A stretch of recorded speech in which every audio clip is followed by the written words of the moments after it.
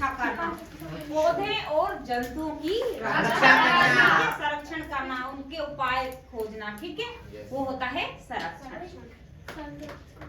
संरक्षण, ठीक है। इससे पहले वन उन्मूलन के कारण, वन उन्मूलन, वन उन्मूलन का अर्थ होता है, उन्मूलन का अर्थ होता है समाप्त, और आगे हम वन लगा देते हैं तो वन उन्मूलन का होता है वनों का समाप्त करना, ठीक है। तो यहाँ पर है वन उन्मूलन यानी वनों को समाप्त करने का जो प्रयास है, यानी वन उन्मूलन को समाप्त कर उस जो भूमि है, यानी वनों को काट देंगे तो उस भूमि पर क्या करेंगे, किसके लिए काटेंगे, तो कृषि के लिए काटेंगे, ठीक है। तो वन उन्मूलन के कारण है, कारण क्योंकि वनों की कटाई क्यों हो रही है, वनों को समाप्त क्यों किया जा रहा है, तो उनके कुछ कारण हैं। तो पहला कारण है इसमें कृषि के लिए भूमि का प्राप्त करना, यानी जैसे आबादी बढ़ रही है, जनसंख्या बढ़ रही है, तो उनके लिए धान अनाज की जो करनी है, जैसे अपने सबको अनाज मिल सके, तो उसके लिए क्या करते हैं, फसल बोते हैं, और फसल के लिए क्या चाहिए, जमीन चाहिए, और जमीन किस प्रकार मिलेगी, जब वनों की कटाई होती है। इसके अलावा है घरों एवं कारखानों के लिए, घर बनाने के लिए सभी के लिए आवास उपलब्ध होने चाहिए, कारखाने खोले जाते हैं तो वो किस तरह से, वहाँ पर भी वनों को काटा जाता है, समाप्त किया जाता है, तब जाके वहाँ पर घर और फैक्ट्रियां या कारखाने बनते हैं। फर्नीचर बनाने के लिए लकड़ियों, फर्नीचर बनाने के लिए तो करते हैं इसका उपाय, जैसे जो बनाते हैं बेड है, कुर्सी है, या जो भी सामान होते हैं लकड़ियों से बनने वाले, तो वो कहाँ से आते हैं, वनों से आते हैं। और इसके अलावा जब हम घर में ईंधन के रूप में किसका प्रयोग करते हैं, लकड़ी का करते हैं, ठीक है। इसलिए भी हम क्या करते हैं, वनों की कटाई करते हैं। तो वन उन्मूलन यानी वनों को समाप्त करने के ये सारे कारण हैं। और प्राकृतिक कारण भी हैं, जैसे सूखा हो जाता है, बारिश नहीं होती तो सूखे के कारण भी क्या हो जाते हैं, वन समाप्त हो जाते हैं। ये 5 कारण हैं, ठीक है। वन उन्मूलन के परिणाम, वन उन्मूलन के परिणाम कौन से हैं कि यहाँ पर मैंने बता दिया, वन उन्मूलन का होता है कि वनों को समाप्त करना, ठीक है। यहाँ पर कारण है ताप प्रदूषण, वो CO2 में संरक्षण में वृद्धि, जैसे जैसे गर्मी बढ़ती है, ठीक है, इसमें क्या है, जैसे जैसे क्या बढ़ी, गर्मी यानी ताप, तो और जैसे हम वनों को अगर काट देंगे, ठीक है, काट देंगे तो उसके परिणाम स्वरूप क्या होगा, तो उनको जानते हैं कि परिणाम स्वरूप क्या होगा कि ताप में वृद्धि होगी, हमारे जो ताप है वायुमंडल में क्या होगा, उसका ताप बढ़ जाएगा, चारों तरफ क्या होगा, प्रदूषण होगा, और CO2 के कारण यानी CO2 की मात्रा में क्या हो जाएगी, वृद्धि हो जाएगी। हमने इससे पहले कक्षा में पढ़ चुके हैं कि जो पेड़ होते हैं वो क्या देते हैं, हमको ऑक्सीजन देते हैं, बदले में वो क्या लेते हैं, कार्बन डाइऑक्साइड लेते हैं। अगर पेड़ों को काट दिया जाएगा तो कार्बन डाइऑक्साइड कौन लेगा, कोई नहीं, तो फिर कार्बन डाइऑक्साइड की मात्रा क्या हो जाएगी, ज्यादा हो जाएगी। इससे क्या होगा, हमारे इसमें पर्यावरण में जो ताप की मात्रा अधिक होगी और CO2 की क्या हो जाएगी, वृद्धि हो जाएगी, ठीक है। आगे है वर्षा में कमी, वर्षा में कमी क्यों, क्योंकि जैसे पेड़ होते हैं, जो पेड़ होते हैं वो क्या करते हैं, नीचे से जो जल को ऑब्जर्व करते हैं, ठीक है, और उस जलवाष्प के कारण क्या होती है, वर्षा होती है, ठीक है। जब वो पेड़ रहेंगे नहीं तो वो क्या जल को सोखेंगे नहीं, जलवाष्प नहीं बनाएंगे, जिससे बादल नहीं बनेंगे, और बादल नहीं बने तो वर्षा नहीं होगी, तो ठीक है, ये भी परिणाम है कि अगर वनों को काट दिया तो क्या होगा, ठीक है। आगे है सूखा पड़ना, क्या हो जाएगा भाई, जहाँ पर बारिश नहीं होगी तो क्या होगा, सूखा पड़ेगा, तो ये उन्मूलन के परिणाम होंगे, यानी वनों को काटने के खतरनाक जो परिणाम है, जैसे सूखा पड़ना है, ताप का बढ़ना है, CO2 अधिक हो जाना है, जिससे ग्लोबल वार्मिंग का जो खतरा है वो भी, और वर्षा में कमी, ठीक है। आगे है जैवमंडल, इसमें है कि जैवमंडल पृथ्वी का वो भाग है। जैवमंडल किसे कहते हैं, जहां पर सजीव लोग रहते हैं, जो श्वास लेते हैं, जैसे मानव है, जंतु है, पेड़ पौधे, ये सभी क्या है, सजीव प्राणी हैं। ये क्या करते हैं, श्वास लेते हैं। तो ये सभी जो भी सजीव प्राणी हैं उन्हें हम जैव मंडल के अंतर्गत कहते हैं ना कि जो 3 मंडलों से मिलकर क्या बनते हैं, जैव मंडल बनता है। तो हम जहाँ पर हम सांस लेते हैं, रहते हैं, वायु लेते हैं, तो वो क्या है, सजीव हैं। तो यहाँ पर है जैव मंडल पृथ्वी का वो भाग है जिसमें सजीव पाए जाते हैं। ठीक है, जैव मंडल क्या है, वो भाग है जिसके अंदर सजीव पाए जाते हैं। आगे है इसमें कि जैव विविधता। जैव मंडल तो हमें पता लगे जहाँ पर सजीव रहते हैं वो जैव मंडल कहलाता है, जहाँ पर जीवन है जैव मंडल है। ठीक है, और जैव विभिन्नता का अर्थ होता है जैव विभिन्नता यानी जो डिफरेंस, सब में क्या है, अंतर पाया जाता है, सब में है। तो पृथ्वी में पाए जाने वाले विभिन्न जीवों की प्रजातियां यानी हर किसी की जीवों की देखा सबकी अलग अलग प्रजातियां होती है। ठीक है, तो जीवों की प्रजातियां और उनके परस्पर जो संबंध है यानी एक दूसरे से क्या है, जैसे कि बकरी है, बकरी घास खाती है और बकरी को क्या खाता है, शेर खाता है। तो इस तरह से क्या है, एक दूसरे से सब क्या है, जुड़े हुए हैं। ठीक है, परस्पर संबंध है ना सबका, तो ये क्या है, पर्यावरण से संबंध रखता है, इसे कहते हैं जैव विभिन्नता। ठीक है, आगे यहाँ पर वन्य जीव अभ्यारण्य। क्या है, वन्य जीव अभ्यारण्य वो क्षेत्र जहाँ पर जंतु एवं उनके आवास के किसी भी प्रकार के विक्षोभ से सुरक्षित रखते हैं, यानी किसी भी परेशानी से वो क्या रहते हैं, सुरक्षित रहते हैं, उन्हें कहते हैं अभ्यारण्य। यानी वहां पर हम जाके उन्हें परेशान नहीं कर सकते, जैसे कि शिकार करना है तो वहां पर क्या होती है, पाबंदी होती है। ठीक है, वहां पर हम शिकार नहीं कर सकते, यानी सभी विक्षोभों से वो क्या होते हैं, आजाद होते हैं, सभी परेशानियों से सुरक्षित रहते हैं। यहाँ पर जैसे शिकार करना है, और इसमें है राष्ट्रीय उद्यान। राष्ट्रीय उद्यान भी वो है जिसमें वन्य जंतुओं के लिए आरक्षित क्षेत्र वो है, स्वतंत्र रूप से आवास और प्राकृतिक संसाधनों का उपयोग। यानी यहाँ पर भी क्या है, दोनों में परिभाषा एक है कि दोनों में क्या होती है, सुरक्षा होती है। ठीक है, यानी वन्य जीव अभ्यारण्य में और राष्ट्रीय उद्यान में। तो फिर अंतर क्या है इन दोनों में, तो देखिए जो वन्य जीव अभ्यारण्य है, यहाँ पर क्या होता है, शिकार के लिए अगर अनुमति मांगे तो वहां से अनुमति मिल जाती है। ठीक है, अनुमति मांगने से अनुमति मिल जाती है, लेकिन जो राष्ट्रीय उद्यान होते हैं वहां पर अनुमति मांगने से भी अनुमति नहीं मिलती, किसकी, शिकार की। इसके अलावा दूसरा मवेशियों की अनुमति होती है। मवेशी होते हैं ना जो गाय भैंस चराने वाले होते हैं, उनको यहाँ पर रहने की, उनको चराने की क्या होती है, अनुमति होती है। कहाँ पर, राष्ट्रीय उद्यान में, वन्य जीव अभ्यारण्य में। वन्य जीव अभ्यारण्य में जो शिकार होते हैं उसके लिए भी अनुमति मिल जाती है और मवेशियों को चराने की भी। ठीक है, लेकिन जो राष्ट्रीय उद्यान होते हैं उनमें नहीं मिलती है, ना मवेशियों को चराने की ना शिकार। ठीक है,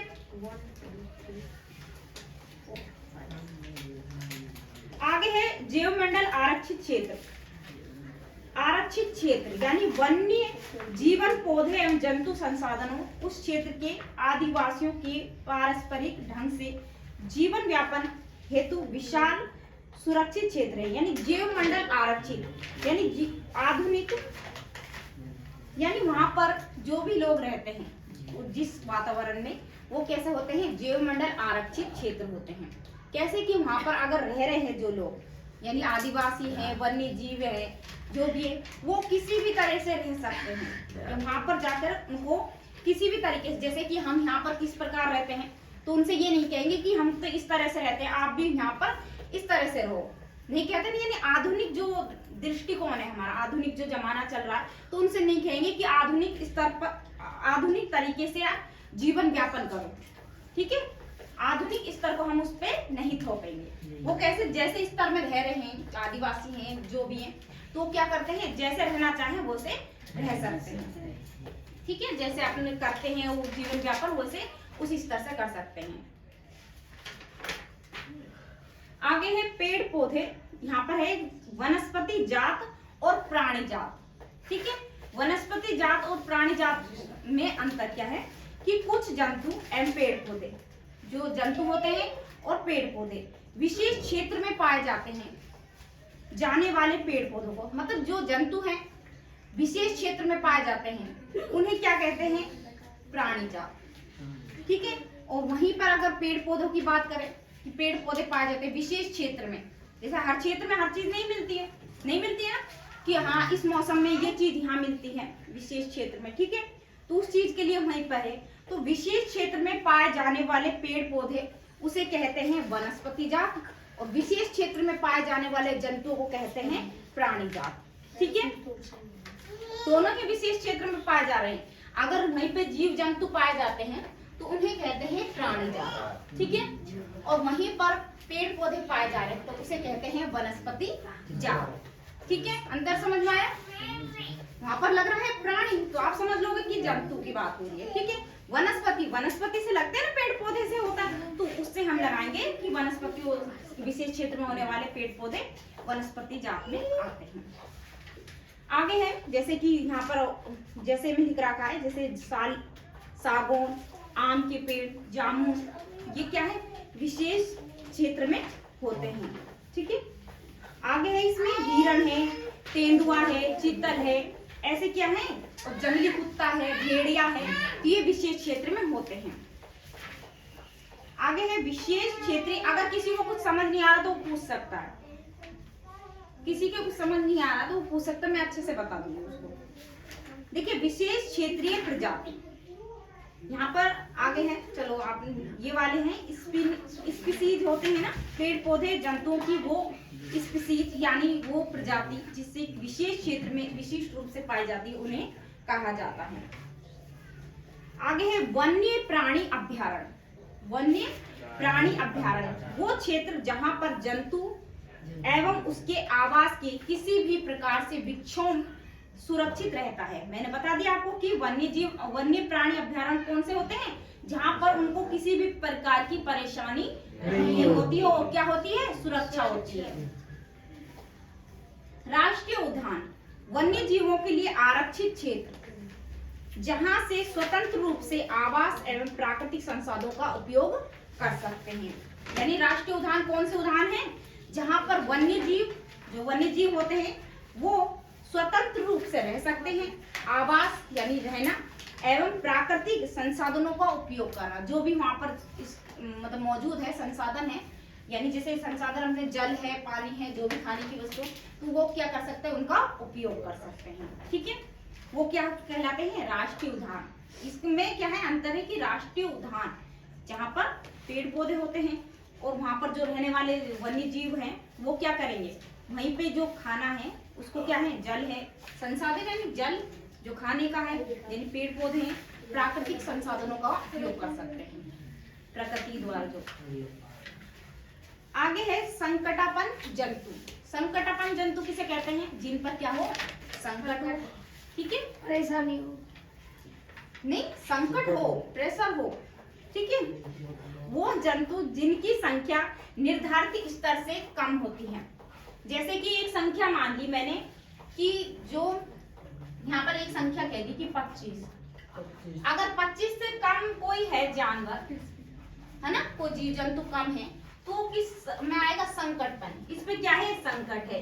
क्यों, क्योंकि कुछ समय के बाद ये संकट जैसे ये क्या होते जाएंगे, कम होते जाएंगे, तो इन पर संकट है। अगर इससे अधिक है तो हम उसे क्या है, संकटापन्न जंतु नहीं कह सकते। ठीक है, संकटापन्न जीव नहीं कह सकते, बल्कि इनको कह सकते। क्यों, क्योंकि हम एक निश्चित संख्या से कम होते हैं। यहाँ एक निश्चित संख्या मानी जाती है सबकी कि ये जीव इतनी संख्या है तो ये ठीक है, अगर इससे कम होते हैं तो वो क्या है, संकटापन्न जंतु हैं।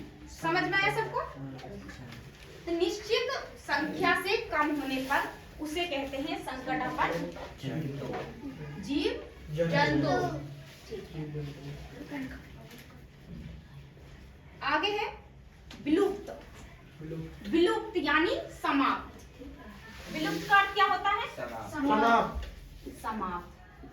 जो क्या है, अब है ही नहीं, जो क्या है आपको प्रकृति में मिलेगा ही नहीं। क्यों प्रकृति में क्यों नहीं मिलेगा, क्यों, बहुत फैले। डायनासोर का नाम सुना? Yes, डायनासोर रहते थे। ठीक है, लेकिन अब डायनासोर की कोई भी प्रजाति आपको नजर नहीं आएगी, ठीक है, नहीं है, क्योंकि समाप्त हो चुकी है, खत्म हो चुकी है। तो वो क्या है, विलुप्त है। वो जंतु जो पूरी तरह से क्या हो चुके हैं, विलुप्त हो चुके हैं, यानी उनकी संख्या बिल्कुल नहीं है। या वो जीव जिनका पृथ्वी पर अस्तित्व ही समाप्त हो गया है, ठीक है, वो जंतु जिनका पृथ्वी पर अस्तित्व ही समाप्त हो गया, यानी अब वो कुछ भी नहीं बचा है, ठीक है, अस्तित्व का मतलब कुछ भी नहीं बचा है, वो क्या कहलाते हैं, विलुप्त। जैसे डायनासोर। आगे है red data book. Red data book के बारे में जानते हो? रेड डाटा बुक ऐसी बुक होती है जिसमें ये जो बताया था ना 25 का आंकड़ा, यस मैम, तो वो आंकड़े को लिखती है कि भाई अगर 25 से कम है तो क्या है, संकटापन्न जंतु है, ठीक है। तो रेड डाटा बुक में उनका लिखा जाता है, ठीक है, रेड डॉट लगा के कहते हैं ना कि जब भैया अगर 25 से कम है तो ये क्या है, संकटापन्न जंतु है। तो वो किस में बुक में कुछ किसी में लिखेंगे तो सही, उनको लिखेंगे ना, तो वो बुक कौन सी है, red data book. Red data book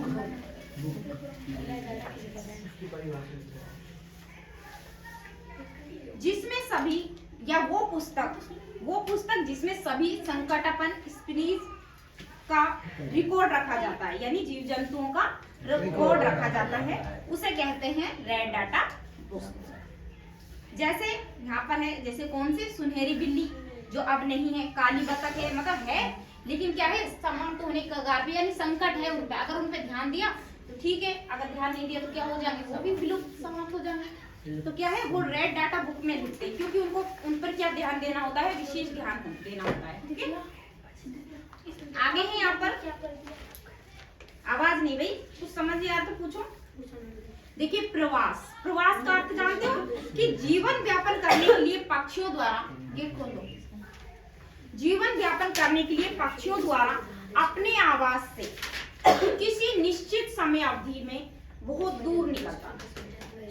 प्रवास, जैसे कि मैंने माना कि हाँ विदेश में वो होते हैं पक्षी, ठीक है, पक्षी मान के चलो पक्षी होते हैं, ठीक है, होते हैं, और वो क्या करते हैं, जीवन व्यापन करने के लिए पक्षियों द्वारा इसमें, यानी जो जीवन व्यापन यानी जीने के लिए वो क्या करते हैं भाई, अगर वो स्थिति में वो रहते हैं, ठीक है, जिस मौसम में रहते हैं, ठीक है, आसपास का वातावरण होता है ना रहने के लिए, लेकिन जब उनका वो वातावरण ही क्या हो जाता है, उनके रहने के अनुकूल ही नहीं रहता, ठीक है, तो वो क्या करते हैं, बहुत सारे पक्षी होते हैं, वो उड़ के कहाँ आ जाते हैं, भारत में आ जाते हैं, ठीक है, विदेश से कहाँ आ गए, भारत में आ गए, और उन्हें हम कैसे पक्षी कहते हैं, प्रवासी पक्षी कहते हैं, ठीक है, कैसे पक्षी कहेंगे, प्रवासी पक्षी, क्योंकि वो दूसरे या विदेश से आए हैं या कहीं से आए हैं, तो हम उन्हें प्रवासी पक्षी कहेंगे कि यहाँ तो हमको देखने को भारत में नहीं मिलते, तो ये कैसे पक्षी है, प्रवासी पक्षी है, ठीक है। आगे है पुनरोपण क्या अर्थ होता है, कि जैसे हमने बहुत सारे पेड़ों को काट दिया, अब उनकी भरपाई करने के लिए, ठीक है, तो क्या करते हैं, वनों को यानी पौधों को लगाया जाता है, ठीक है, लगाते हैं कि पेड़ लगाओ, तो काटे गए वृक्षों की कमी पूरी करने के लिए, जितने भी वृक्ष हम काट रहे हैं उनकी कमी को पूरा करने के उद्देश्य से नए वृक्ष को लगाना ही क्या कहलाता है, पुनर्रोपण, ठीक है, पुनरोपण कहलाता है, ठीक है। अब यहाँ तक किसी को कुछ समझ में नहीं आया तो पूछ सकता है। परिभाषा लिखो ना सबकी, अब तक तो मैंने बोला ही था लिखने,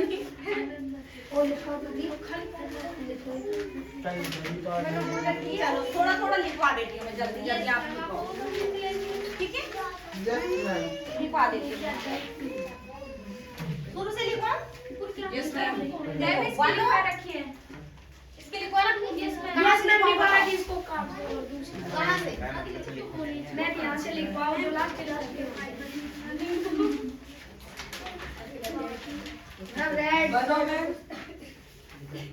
अरे मत ना समझ में वो जंतु, संकटापन्न जंतु की परिभाषा लिखो, इसे कहते हैं, सबकी लिखवा दो, ठीक है जी। सबसे पहले यहाँ पर लिखो तुम वनस्पति जात और प्राणी जात।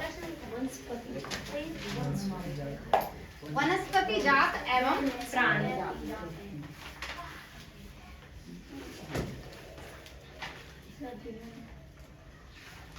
एक साथ लिखो वनस्पति जात और प्राणी जात, ठीक है। लेकिन बस इतना याद रखना कि कुछ जंतु एवं पेड़ पौधे, ठीक है, जो विशेष क्षेत्र में पाए जाते हैं, लेकिन उनमें से पेड़ पौधों को अलग हटा के आप लिख दोगे उसको वनस्पति जात में, और जंतुओं को अलग हटा के वो जंतु है, जीव जंतु जो विशेष स्थिति में पाए जाते हैं या पाए जाते हैं उन्हें क्या कहते हैं, प्राणी जात, ठीक है। और इनमें आप जैसे लिख लोगे साल, सागौन, जाम, आम के पेड़ हैं जो उनको जामुन के, ठीक है। यहाँ तक लिखवाया था मैम ने।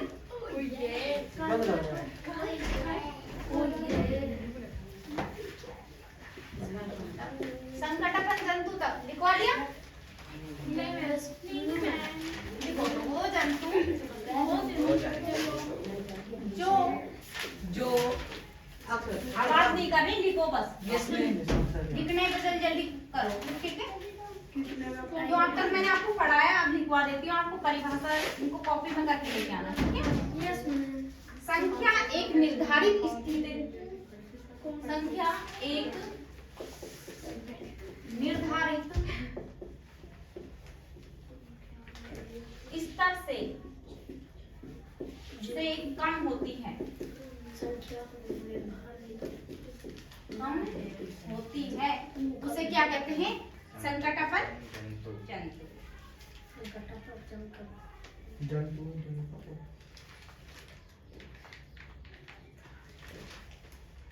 ठीक है, कम होती है और वो कगार मतलब विलुप्त होने की कगार पे, इसीलिए हम उन्हें संकटापन क्या कहते हैं, जंतु कहते हैं।